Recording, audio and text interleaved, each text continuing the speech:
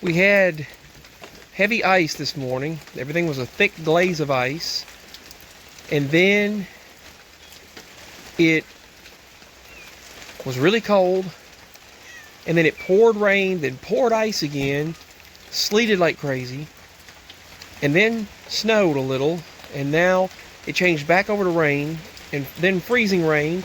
Now it's raining, snowing, and there's lightning and thunder with freezing rain. Look at that.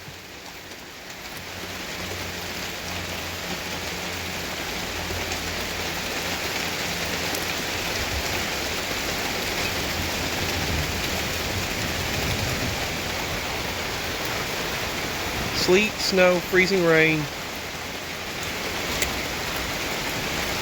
lightning, thunder. You can see my breath right now. It's turning cold again, but it's going to warm up by midnight to 51 degrees and then drop down to 24, then 17 with 60-mile-per-hour winds and extremely cold temperatures afterwards. That's the craziest weather I've seen.